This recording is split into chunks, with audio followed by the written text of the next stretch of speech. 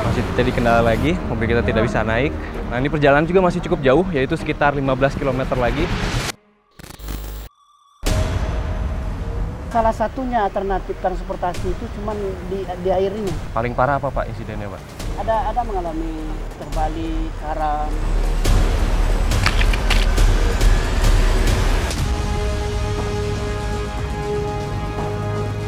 Ibu ini mereka lebih menyenangi untuk berjalan kaki. Karena untuk meminimalisir keadaan jika tadi jatuh dari motor akan lebih berbahaya lagi. Nangis ibu tuh. Keadaan ibu seperti ini jalan kaki. Kadang minggu ke Pulau Gatu kan tak berbuah soalnya dapat itu payah mencari beti lagi. Tak ada berbuah.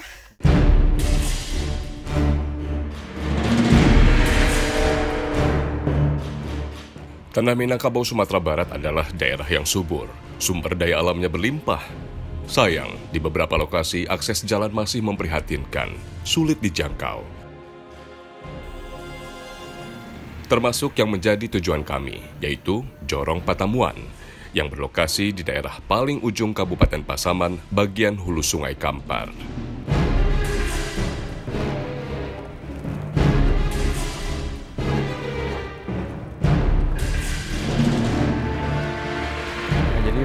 Perjalanan kita kali ini cukup unik karena harus ditempuh melalui jalur darat dan juga jalur air. Biasanya kita menggunakan mobil penggerak roda 4, tapi untuk kali ini kita menyewa pick up untuk masuk ke salah satu desa yang ada di Sumatera Barat.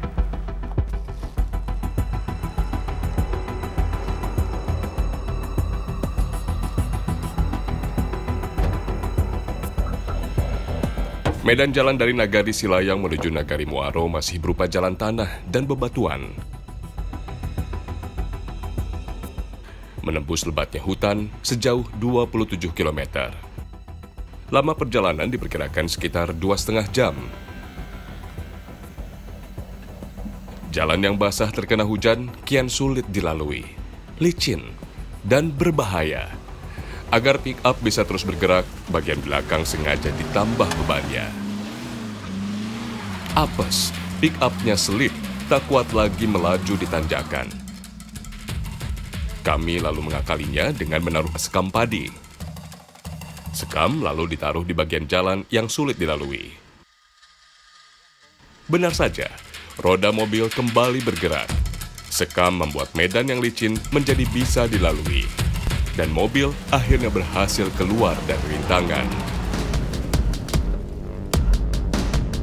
Tapi sepertinya kami tidak bisa langsung menuju Jorong Pertemuan. Sudah terlalu sore. Sepertinya kami harus menginap dulu semalam di Nagari Muaro.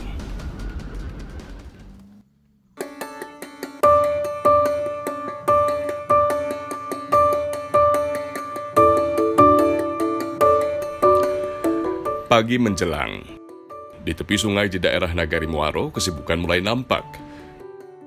Warga menyiapkan diri untuk berangkat ke Jorong Pertemuan lewat jalur sungai. Dengan menggunakan sejenis perahu katinting yang disebut boat. Beberapa perahu membawa berbagai muatan, mulai dari sembako sampai bahan bakar. Ternyata hari ini adalah hari pasar di Jorong Pertemuan. Harga sewa perahu menuju Jorong Pertemuan tidak bisa dibilang murah. Untuk sekali pulang pergi sebesar Rp800.000. Masuk akal karena jaraknya terbilang jauh dan beresiko.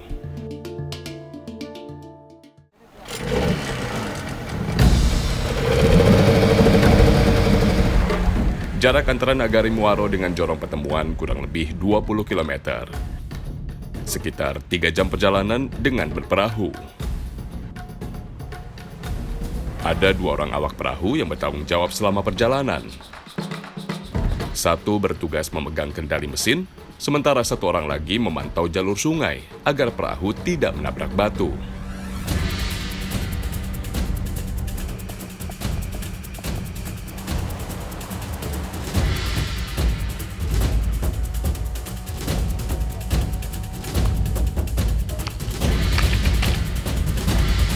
Untuk mempermudah laju perahu di bagian sungai yang dangkal, digunakan bambu sebagai pendorong.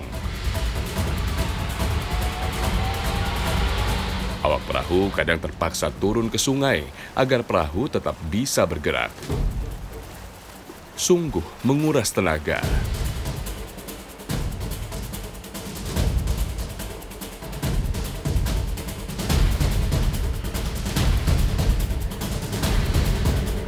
Ya, ini bisa dilihat tadi jalurnya. Dengan itu kita masih terus ke atas untuk melawan arus sungai dari Kampar ini. Tak terbayang, di zaman modern seperti sekarang masih ada lokasi terpencil yang sulit dijangkau. Entah bagaimana kehidupan warga di sana, terpinggirkan dalam hiruk-pikuk pembangunan. Dan akhirnya tibalah kami di Jorong Pertemuan. Salah satu jorong tertua di Nagari Muaro, Sungai Lolo, Kecamatan Mapat, Tunggul Selatan, Kabupaten Pasaman. Barang-barang bawaan langsung dipindahkan, diangkut menuju desa. Sebagian besar adalah bahan kebutuhan pokok pesanan warga.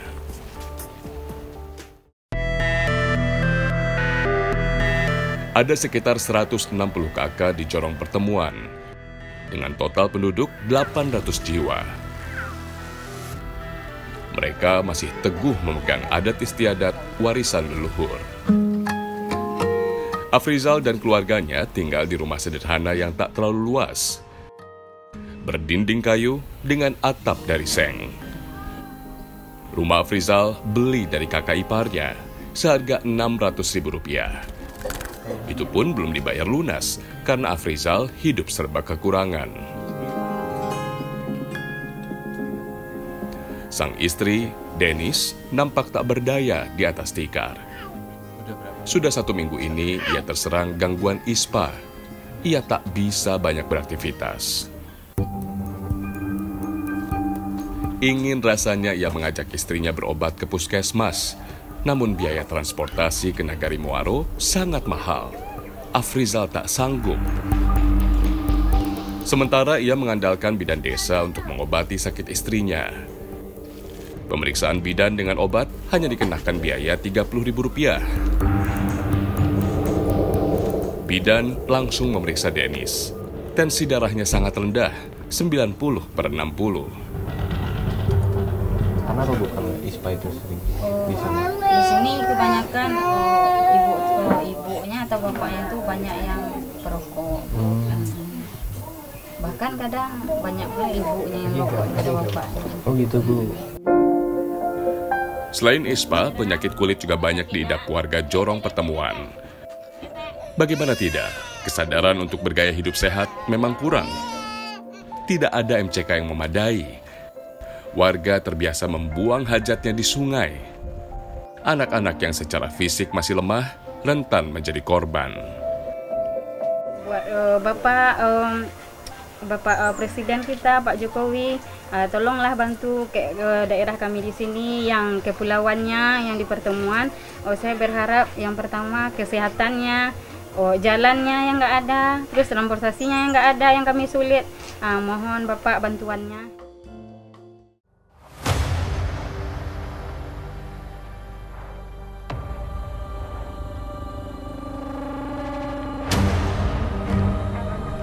Salah satu kendala bagi warga, apalagi yang sudah berlanjut usia. Ibu ini mereka lebih menyenangi untuk berjalan kaki karena untuk meminimalisir keadaan jika tadi jatuh dari motor akan lebih berbahaya lagi.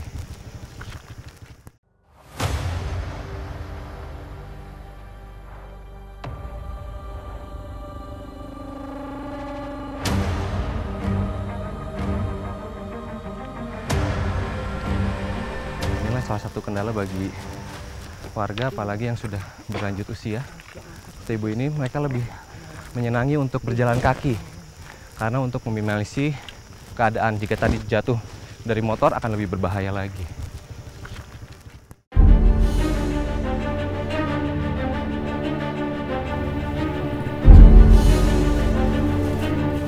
Hari ini adalah hari pasar, hari yang dinanti-nantikan warga Lubuk Rasam untuk menjual hasil panen dan membeli berbagai kebutuhan pokok persediaan seminggu ke depan. Kami berangkat menggunakan ojek motor.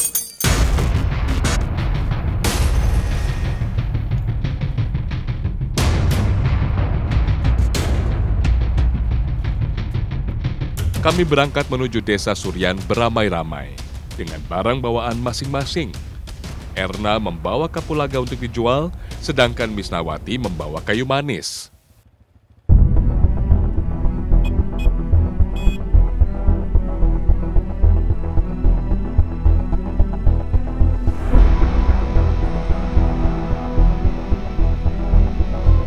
Jalur yang kami lalui menuju Suryan masih didominasi jalan tanah.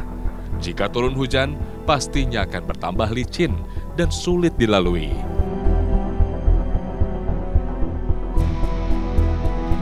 Di beberapa titik, jalan tanah becek tergenang air akibat hujan semalam. Motor dipacu dengan lebih hati-hati.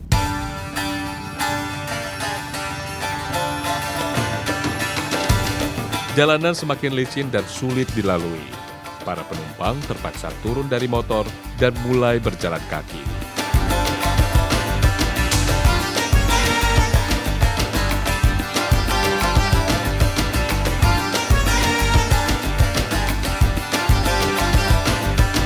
Tiba-tiba saja, Misnawati jatuh pingsan.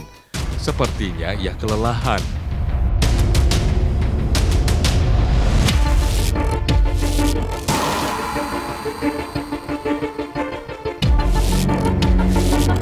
Kami memutuskan beristirahat sejenak sambil memeriksa kondisi Misnawati.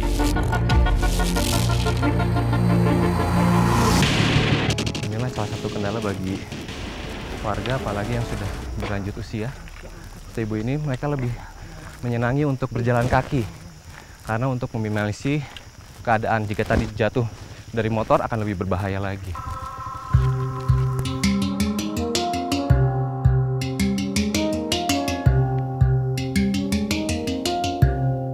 Misnawati tak kuat lagi berjalan. Mau tak mau, ia harus naik kembali ke atas motor.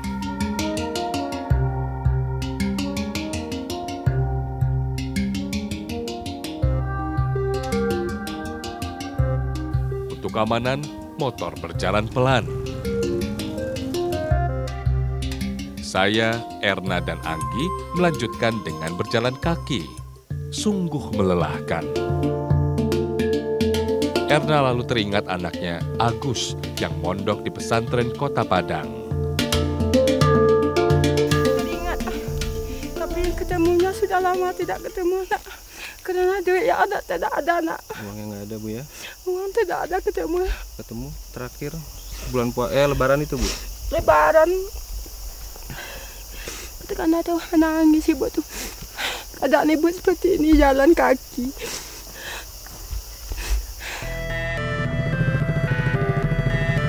Menjual hasil panen ke pasar di Suryan sebenarnya menjadi dilema warga Lubuk Rasam. Bagaimana tidak? Untuk ongkos ojek saja setidaknya membutuhkan biaya 300.000 pulang pergi. Hari semakin siang, matahari semakin terik. Di jalur tanjakan yang cukup ekstrim, kami kembali turun dari motor dan berjalan kaki.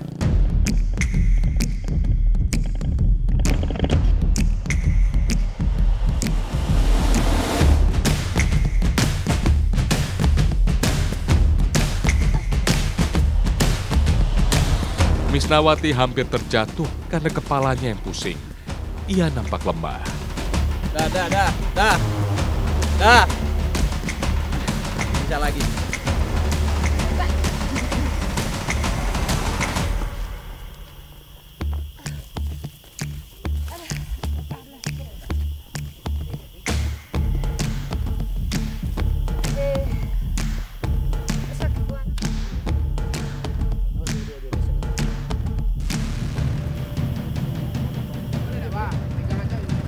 Perjalanan pun dilanjutkan dengan lebih berhati-hati.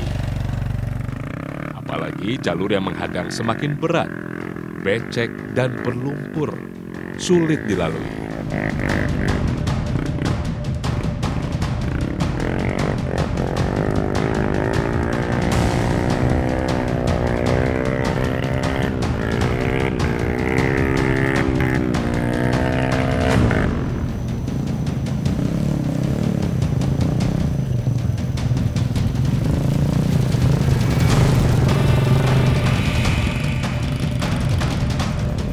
Para pengendara motor melibas jalur lumpur dengan waspada agar tidak terjatuh.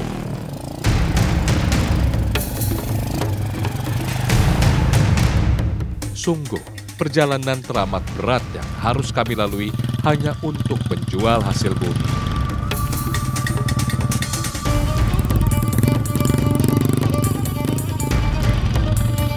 Akhirnya setelah 5 jam perjalanan dari Lubuk Rasam, sampailah kami di Desa Surian. Kami langsung menuju tempat pengepul untuk menjual hasil panen yang dibawa. Nah, ini kita baru saja menjual, ibu dapat 4,5 kilo yang dibawa dengan harga per kilonya 120. Sedangkan bumis dapat 80.000, kayu manisnya ternyata kurang kering, jadi harganya 40.000 1 kilonya. Tak banyak uang yang didapat, apalagi harus dipotong dengan biaya transport. Mau bagaimana lagi? Akses jalan yang buruk membuat transportasi menjadi mahal. Kami lalu menuju Pasar Surian untuk membeli kebutuhan pokok.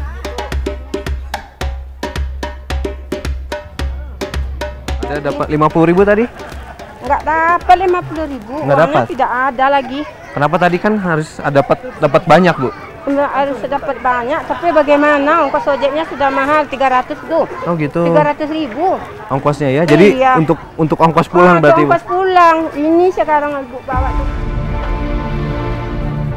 Tak banyak kebutuhan pokok yang bisa dibawa pulang oleh Misnawati.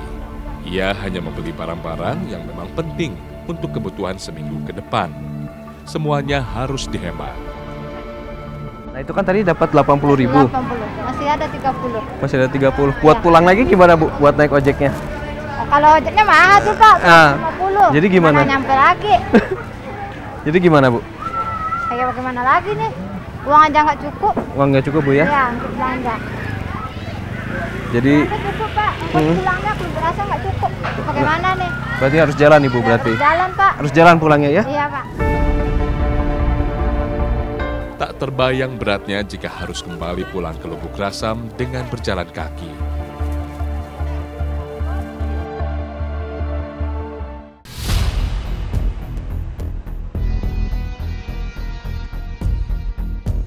Nah biasanya di batang ini tuh jika musim bagus terdapat 10 buah dalam satu batang seperti ini. Tapi kalau musimnya karena kemarin sempat kemarau, jadi mungkin hanya sekitar 5 atau 7 dalam satu batang ini.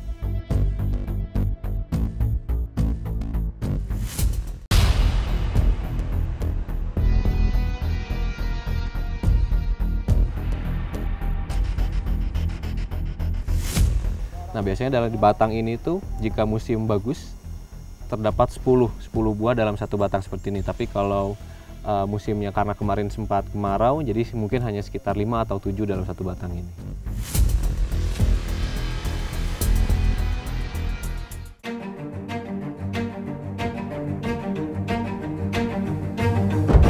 Lubuk Rasam termasuk daerah penghasil rempah, khususnya kapulaga dan kayu manis. Sayang, akses jalannya masih terbatas, membuat hasil pertanian warga sulit dipasarkan. Kapulaga termasuk keluarga jahe-jahean bernilai ekonomis tinggi. Di Lubuk Rasam lebih dikenal dengan sebutan Garda Munggu. Kapulaga berada di urutan ketiga bumbu masakan paling mahal setelah saffron dan vanili. Nah, ternyata untuk memanen kapulaganya ini gampang-gampang susah. Kita harus tahu warna kapulaga yang masih muda dan yang sudah tua atau yang sudah siap dipetik. Nah, ini yang tua nih. Yang sudah siap dipetik seperti ini.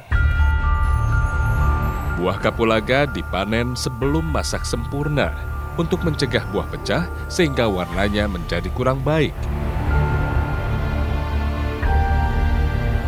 Erna termasuk orang pertama yang menanam kapulaga di Lubuk Rasam sekitar tahun 1984. Awalnya, Erna berkebun karet sama seperti mayoritas warga Lubuk Rasam lainnya. Sayang, harga karet terus-menerus anjlok. Erna lalu mencari alternatif lain untuk bertahan hidup, yaitu dengan bertanam kapulaga di lahan 1 hektar miliknya. Nah, biasanya di batang ini tuh jika musim bagus terdapat 10 buah dalam satu batang seperti ini. Tapi kalau musimnya, karena kemarin sempat kemarau, jadi mungkin hanya sekitar 5 atau 7 dalam satu batang ini. Kualitas kapulaga di Lubuk Rasam termasuk kualitas super. Ukurannya lebih besar dibanding dengan kapulaga dari daerah lain di Sumatera Barat. Per kilo kapulaga dari Lubuk Rasam harganya Rp100.000. Jika dijual di luar dusun, harganya naik sekitar Rp115.000. Buah kapulaga hasil panen kemudian dibersihkan dahulu dari kotorannya dengan cara ditampi. Hasilnya lalu dijemur kurang lebih 1 minggu sampai benar-benar kering. Erna bersyukur dengan bertanam kapulaga ia masih bisa mendapat penghasilan. Erna berharap akses jalan yang baik segera dibangun agar perekonomian di Lubuk Rasam terus meningkat, sehingga tak perlu lagi pergi ke kota untuk bekerja mencari nafkah.